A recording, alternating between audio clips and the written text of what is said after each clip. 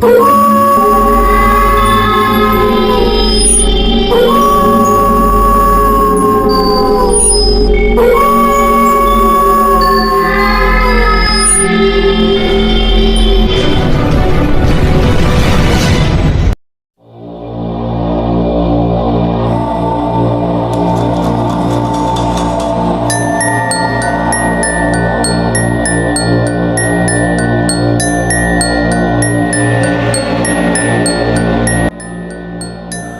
lanjutkan kembali sahabat. Di malam yang kedua Mas Bambang melakukan pertapaannya kembali dengan memfokuskan pikiran dan hati bahwa dia ingin kaya dengan cara instan.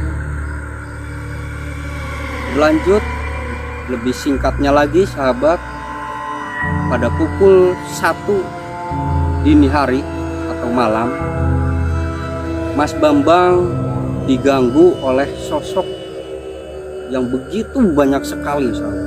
Seperti sosok King Kong yang tinggi besar, lalu menerkam Mas Bambang sampai Mas Bambang pun terjatuh kembali sahabat. Jadi Mas Bambang diterkam oleh sosok King Kong yang begitu besar sahabat. Sebelum diterkam, Mas Bambang sudah pasrah dengan keadaan tersebut, sudah pasrah sahabat. Ibaratkannya yang diceritakan oleh Mas Bambang di suatu tulisannya, mati hidup sudah pasrah sahabat. Sudah tidak memikirkan itu lagi sahabat. Akhirnya dengan tekad seperti itu, Mas Bambang diterkam oleh sosok hantu atau setan King Kong tersebut hingga terjatuh, dan akhirnya Mas Bambang pun terpingsan sahabat. Jadi pingsan, dan pada saat Mas Bambang sadar, Mas Bambang langsung terperanjat untuk bangun kembali dan melakukan pertapaannya lagi sahabat. Dilanjutkan kembali sahabat. Jadi pada saat melakukan pertapaan di malam kedua, godaan itu banyak sekali yang datang sahabat. Datang itu banyak sekali. Menurut penuturan dari Mas Bambang di salah satu cerita yang dikirimkan langsung kepada saya sahabat. Jadi pada waktu pukul 2, Mas Bambang didatangi oleh banyak sekali sosok makhluk gaib sahabat. Salah satunya yaitu makhluk yang berwujud anak kecil, telinganya itu sangat besar sahabat, dan matanya juga besar, lalu hidungnya hancur dan memiliki taring, lalu kepalanya itu gundul. Mungkin boleh dikatakan seperti tuyul lah sahabat. Ada banyak sekali sahabat tuyul tersebut, makhluk yang menyerupai tuyul tersebut menghampiri Mas Bambang dan mengejek Mas Bambang. Mengejek, lalu menempeleng, lalu memukul, mencubit, sambil mengejek Mas Bambang agar ritual yang dijalaninya itu gagal. Tetapi dengan tekad yang kuat, Mas Bambang berhasil melewati gangguan di malam yang kedua tersebut sahabat. Akhirnya malam kedua telah usai, lalu dilanjutkan di malam yang ketiga sahabat. Di malam yang ketiga, tepat pada pukul 11 malam, Mas Bambang didatangi oleh sosok yang tidak begitu jelas sosoknya itu apa, tetapi sosok tersebut memiliki bola mata yang sangat besar sekali sahabat, sangat besar. Jadi diceritakan bola mata tersebut hampir besarnya itu seperti besarnya drum. Jadi seperti drum lah sahabat, drum itu yang terbuat dari plat besi itu loh sahabat, drum. Jadi besarnya itu seperti itu sahabat, bisa dibayangkan sangat besar sekali matanya yang berada tidak jauh dari mukanya Mas Bambang sahabat. Hanya berjarakan 2 jengkal dari muka Mas Bambang, hanya 2 jengkal. Jadi posisinya ada di sini sahabat. Mas Bambang ditatap oleh makhluk tersebut dan lidahnya menjulur ke bawah, lalu menyeramkan sekali sahabat. Mas Bambang hampir-hampiran menyerah di malam yang ketiga oleh sosok tersebut. Tetapi Mas Bambang teringat kepedihan, kesakitan yang dialaminya hingga menguatkan kembali tekad dan tujuan Mas Bambang, bahwasanya Mas Bambang ingin kaya sahabat. Lalu dilanjut sahabat, setelah berjalannya beberapa waktu, makhluk tersebut hilang entah kemana. Setelah hilangnya makhluk tersebut, lalu Mas Bambang didatangi lagi oleh sosok putri yang berparas cantik lalu putih, menghampiri Mas Bambang lalu bertanya kepada Mas Bambang, sedang apa Anda seorang manusia berada di tempat seperti ini? Mas Bambang terkagum-kagum melihat kecantikan sosok tersebut hingga lama menjawab pertanyaan dari putri tersebut. Akhirnya sang makhluk tersebut menegur kembali Mas Bambang, bertanya kembali dengan pertanyaan yang sama, maksud dan tujuannya berada di tempat itu sedang apa saat. Akhirnya Mas Bambang menjawab pertanyaan tersebut dengan jawaban, saya ingin kaya. Jadi saya ingin kaya. Akhirnya sosok tersebut menganggukkan kepala dan menjawab pertanyaan dari Mas Bambang bahwa sayalah istri goibmu yang akan membantu hidupmu menjadi kaya raya. Akhirnya Mas Bambang terkaget sahabat. Dengan suasana tersebut Mas Bambang kaget dengan jawaban sosok tersebut yang membuat hati Mas Bambang senang dan juga gembira sahabat, karena yang diperlihatkan oleh sosok tersebut yaitu sangat cantik sekali sahabat. Akhirnya Mas Bambang bersedia sahabat, bersedia untuk melakukan perjanjian dengan sosok tersebut. Singkat cerita, setelah terjadinya perjanjian tersebut sahabat, jadi Mas Bambang disarankan oleh sosok tersebut untuk pulang segera ke rumahnya dan melakukan meditasi kembali di kamar khusus. Akhirnya dengan bergegas keesokan harinya di malam yang ketiga, lalu waktu pagi Mas Bambang pulang menuju rumahnya dengan didampingi sosok makhluk cantik tersebut, tetapi hanya bisa dilihat oleh Mas Bambang sendiri sahabat. Berjalannya waktu, Mas Bambang sampailah di rumahnya, dan pada saat itu istrinya dan anaknya menyambut Mas Bambang dengan penuh gembira, sukacita sahabat. Seperti anaknya sambil berteriak, ayah pulang, ayah pulang, ayah pulang. Tetapi Mas Bambang di situ masih merasakan sedih karena Begitu pulang, Mas Bambang tidak membawa sepeser pun uang, apalagi jajanan untuk anaknya, sahabat.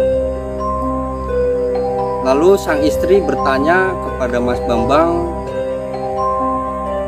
mengapa Mas Bambang pulang begitu cepat, padahal pada saat itu Mas Bambang izin kepada istrinya untuk bekerja. Lalu Mas Bambang menjawab bahwa di kota pekerjaannya sudah tidak ada dan Mas Bambang dipulangkan untuk tidak bekerja lagi di kota. Akhirnya sang istri pun memahami dan menyadari keadaan suaminya tersebut, dan pada akhirnya berlanjut Mas Bambang bersiap-siap untuk menyiapkan suatu kamar khusus yang diminta oleh sosok putri cantik tersebut, sahabat. Akhirnya setelah disiapkan ruangan khusus tersebut, pada jam 12 malam Mas Bambang masuk ke dalam kamar dan berkata bahwa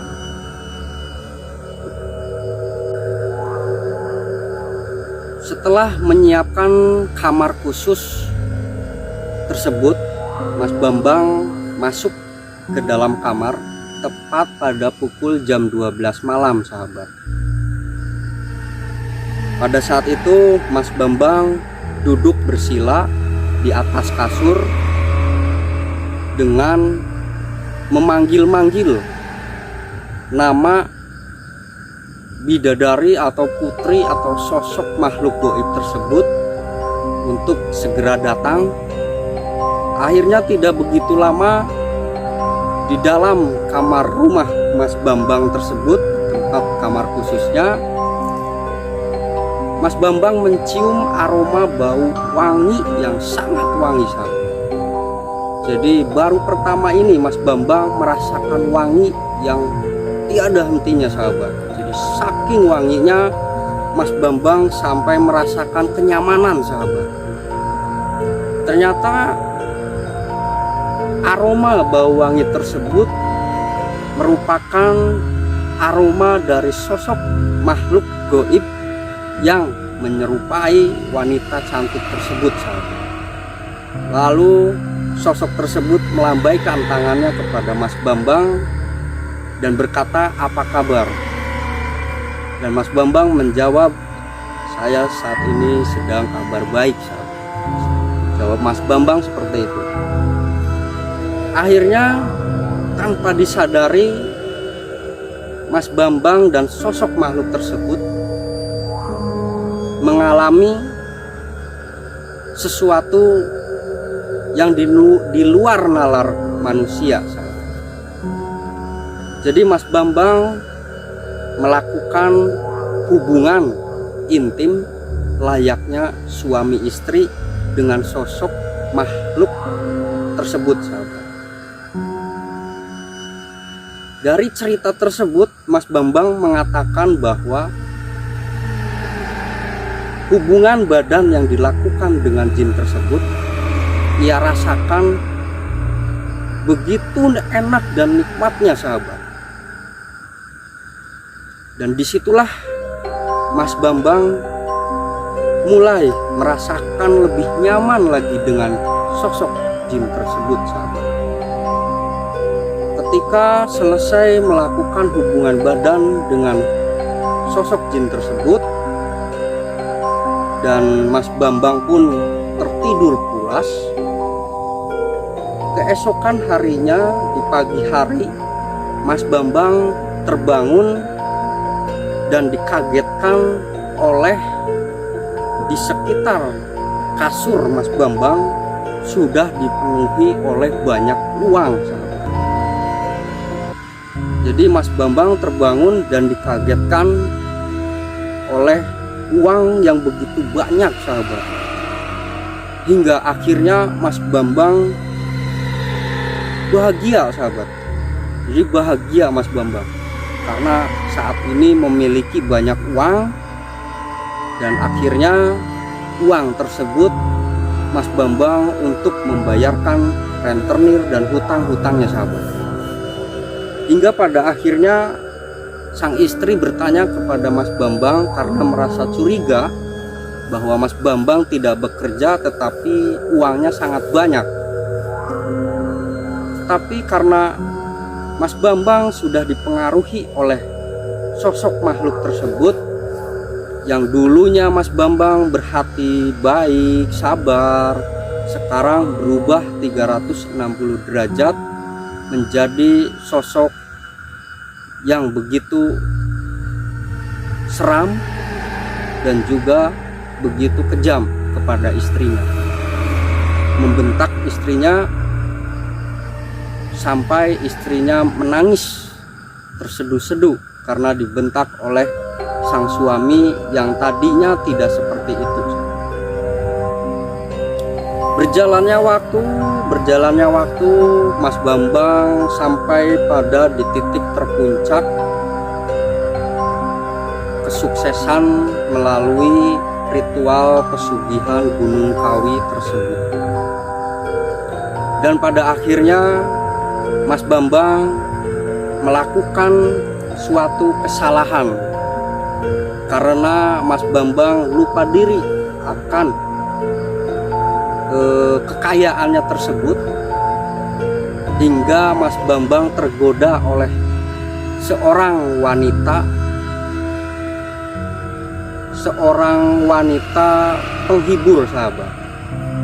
Dan akhirnya Mas Bambang ada hubungan dengan wanita tersebut sampai melakukan hubungan badan. Tetapi di sisi lain sahabat, ketika Mas Bambang pulang setelah melakukan hubungan badan dengan wanita penghibur tersebut, tiba-tiba Mas Bambang mengalami sakit keras sahabat, yang tidak tahu sumbernya, dan secara tiba-tiba sahabat sakitnya tersebut dialami oleh Mas Bambang.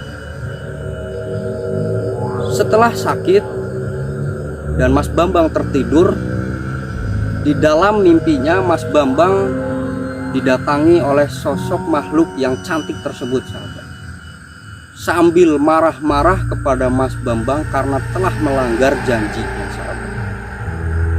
Jadi sosok makhluk tersebut tidak terima jika Mas Bambang melakukan hubungan badan dengan yang tidak sah. Kalau dengan istri sahnya itu tidak apa-apa, tetapi kalau dengan wanita lain yang bukan sahnya, sosok tersebut marah dan menghukum Mas Bambang sampai dengan sakit-sakitan saat ini.